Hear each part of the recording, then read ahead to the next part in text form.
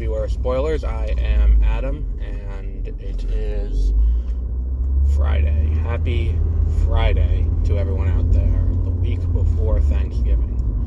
Now, let's take a minute to talk about The Flash. The Flash had its premiere this week. Now, I think it moved days. I am not 100% sure.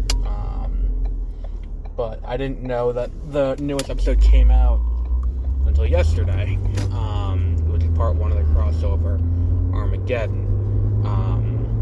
Admittedly, it probably came out Tuesday, and I just forgot. And the next episode is the 24th, and I'm not 100% certain what day of the week it is that is, but I digress. That's not the point of what we're here discussing. So, The Flash, Armageddon, Part 1. I don't know if it's been officially announced that this is the last season of The Flash, but all roads seem to point to this being the last season of The Flash.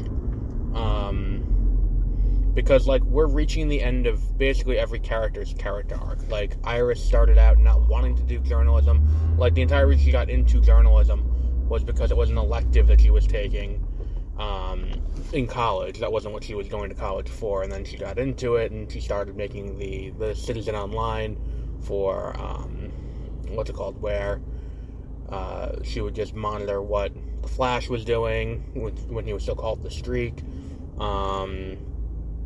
And then it's and then it kind of evolved from there. Now, she has the Citizen has started, and the Citizen is as big as whatever newspaper she worked at initially, in Central City, which is big for her. She's gone a long way. Barry is, still the same person he was, but now he's faster than ever. Which is kind of what this episode plays with a lot. It's when they bring back the Royal Flush Gang, who had appeared previously in, I believe it was, not the backdoor pilot for The Flash, but the episode of Arrow where they introduced Cisco and Caitlin, when Barry was in the coma and they had to go to Star Labs. I think that was the introduction of the Royal Flush Gang there. And I think they appeared one other time on The Flash, where I'm not 100% certain on that. But this definitely isn't the first appearance of the Royal Flush Gang. So they come back, and Barry just dispatches them very easily, because he's now gotten to the point where he is so fast, he doesn't need to really worry about anything. There's a set piece where he's going into and out of, a train. And then, there are times here you can see the seams where the budget is cracking under the weight of the talent, in so much as a show goes on, the talent, namely the lead actors and actresses, they get pay bumps for each season. So, Grant's on season 8, Danielle Panabaker's on season 8, Candace Patton's on season 8, Joe West hasn't appeared, but Cecile's on season 8, even too, because she's been on the show since season 1. So it's kind of a point where it's so much money going there. You can tell the effects and the production design is taking a hit because this con is very small, and I'm 75% certain that where they have the all-star team up between the Flash and the Atom, which is not the first time this has happened in Central City. It's also happened in season 1. By the time they get to that point, it looks like the same place where they had the confrontation with Dr. Destiny, Black Suit Superman in Elseworlds. I'm not 100% certain on that, but it looked like it. Granted, I only watched the episode once. I've only seen Elseworlds twice.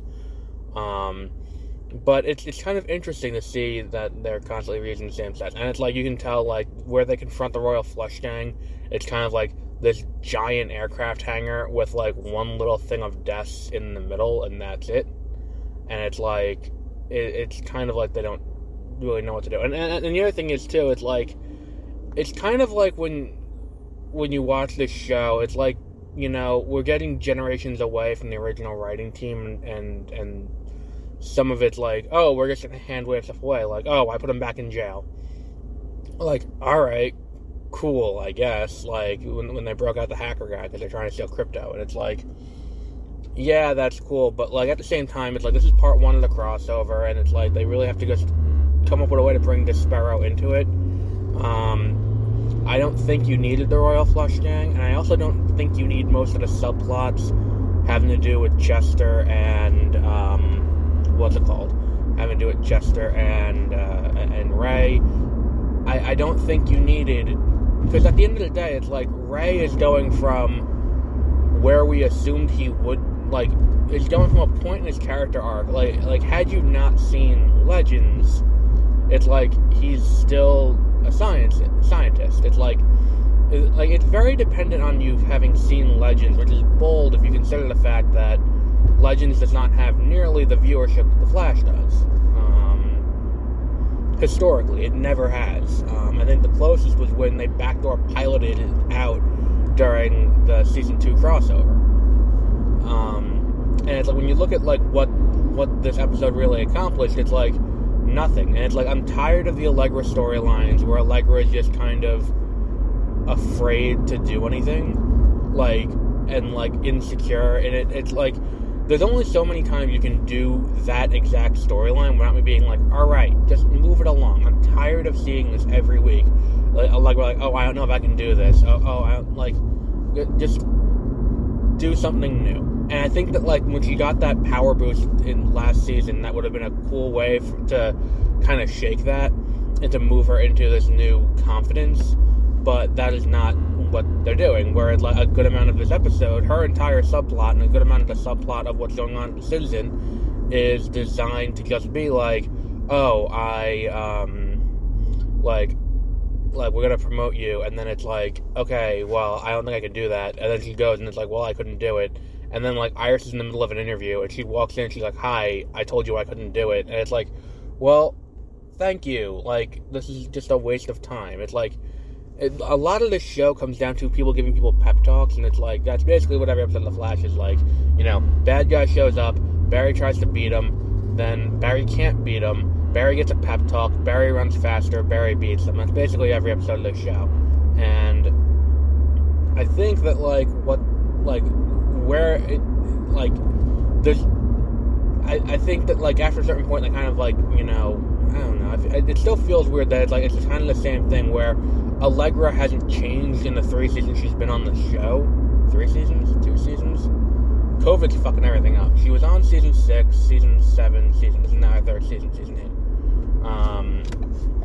But, like, they don't really, like, she hasn't changed, really, besides her powers got stronger. And that's not really what we need, specifically. We need her to develop as a person. And if we're going to use her for, I don't know if I can do it. It's not fun. And it's like, I can just, like, for the actors, it's probably not bad because it's an easy paycheck, but still. What else was there? I don't think that, like, I'm tired of these storylines where it's like Barry's gonna turn evil and destroy everything, where it's like, we saw this, we did an entire season about this in season 3 where the bad guy was a time remnant of Barry. Like, so it's not outside the realm of possibility that Barry would be a bad guy. Like, if we look at, like, what's happened so far on this show, like, I don't think it's out of the realm of possibility that is necessarily the be all and end all. I think that the bigger issue, the broader issue that isn't really being addressed is, like, nothing is changing for him, at least, and the fact that we can sit here and it's like, oh, well, Barry's a bad guy again, yay, it's like, well, we gotta, you know, develop that a little bit more.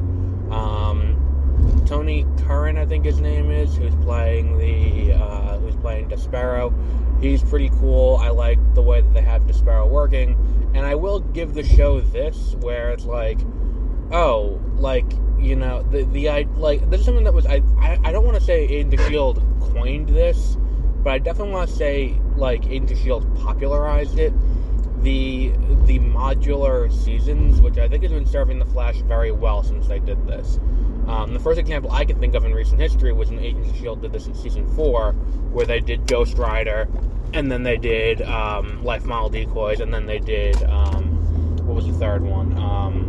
Like, the interface, it was basically the Matrix, where, you know, It was basically Secret Empire is what it was. And I think that, like, the Flash doing that recently, where it's like we're gonna do blood work, and then we're gonna do Mirror Monarch, and then we're gonna do like that. I like, at least that makes a little bit of sense. Instead of doing like Cicada for an entire fucking season, and that didn't work. Whereas they could have done Cicada, and then had Cicada been dispatched in episode 100, and then moved on to anything else. Literally anything else would have been better. And I feel like this is what the show has kind of evolved into at this point, where it's this modular thing where there's a big threat for a while and then we move on. And the fact that the crossover is happening on this show really tells me that this is a farewell tour. I think we know Kara is not coming back for the crossover. Alex definitely is. She was referenced, and I feel like that's kind of an organic thing that I like about more the Arrowverse than really anything else. Is like, there was a moment at the end of season 1 where he faces down with the Reverse Flash at the end of the second to last episode, and Barry fights Reverse Flash, but he calls in help from Firestorm and the Green Arrow. At the time, he was the head of the Demon, but he's the Green Arrow. It's Oliver Queen, and they show up and they help him fight and defeat the Reverse Flash. I mean, that's where we get the famous nanites, courtesy of Ray Palmer nonsense. Like, the show has always had this kind of like organic go-between of characters where it's like it is all one big universe, and in that way it's kind of like a comic where it's like, it's not distracting, but it's like, look, we have someone over here whose expertise is in something else. Let's confront them, or not confront them, let's ask them for help. And it's like, oh, okay, we have a problem with an alien, let's go and ask Alex, because Alex deals with aliens. Like, that's her entire job, is dealing with aliens. I do feel like it was a little weird at the end of Supergirl that they didn't have anyone from other shows come to the wedding. Like, especially when you look at, like, Arrow ended, brought in, like, I know for certain Barry was there. I think Kara was there too for the finale of Arrow. I feel like they should have brought in other people for the wedding, but I don't know. What else do we want to point? Because Barry was invited to her. Barry invited her to his wedding, or at least he brought Kara brought her as a +1. I don't know. I feel like this entire episode is not great. It's kind of rocky. Like, most of it's not good, and that's a problem. Like, and the thing is, too, is, like, I was thinking about it while I was watching. I'm like, I'm definitely watching this because I liked Power Rangers when I was a kid. And, like, had I not liked Power Rangers when I was a kid, this would not be working for me. Because it's kind of the same thing, except with a DC superhero, where it's like, there's, stuff going on in this guy's personal life, they're getting along, they're friends, they're doing all this stuff, and then it's like, and then monster attacks, and they get in the costume, they beat the fuck out of the monster, and it's like, it's kind of the same thing every episode, and it's kind of what you expect, and as long as it delivers that it does it okay, I guess the episode kind of works. And it's like, you don't really, if you watch a Power Rangers show, you don't really complain about the issues that, like, Tommy has, or, I don't even know, more recent what's going on. Like, I haven't watched that show in years, but, like, what's going on with, like, Jason and Tommy and all that doesn't really matter as much as what's going on with, them beating the fuck out of something in a giant rubber suit. And it's like, I'm all for that. Like, as long as the fights are good and all of that's interesting, then you're good. And I think that, like, Barry, getting shrunk with, with Ray was pretty cool. Them both shrinking while they're fighting Despero was cool.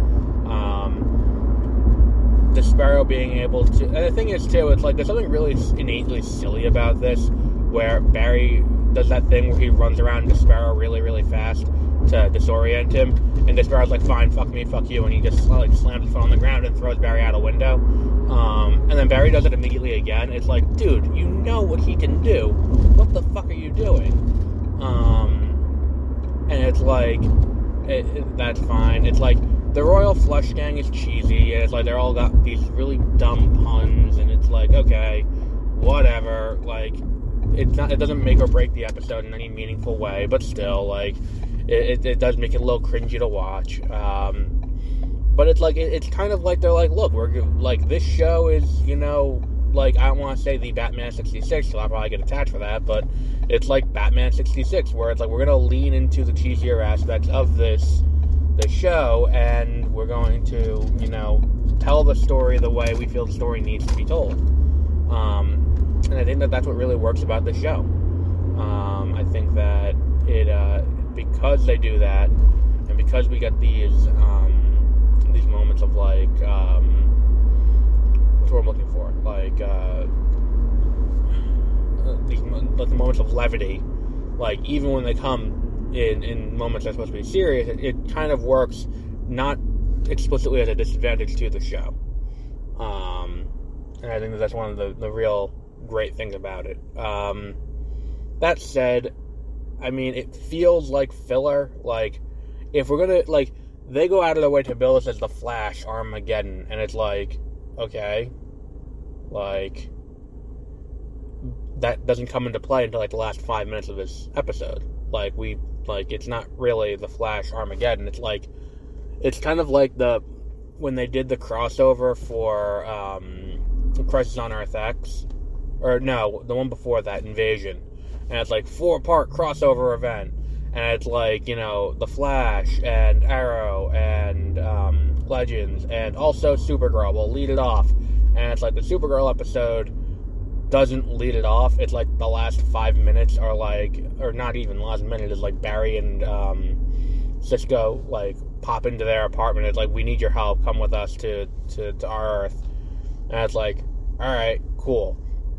And I think that what would be cool this season, I think that, like, part of this farewell tour that's going to be happening, I think we're going to reestablish the new multiverse. Even though this is Earth Prime, there's still a multiverse out there. I think that Stargirl is probably a foregone conclusion, that Stargirl will appear this season, especially since Jay has now gone back and forth between the two shows, and Jay Garrick has appeared both on Stargirl and on The Flash.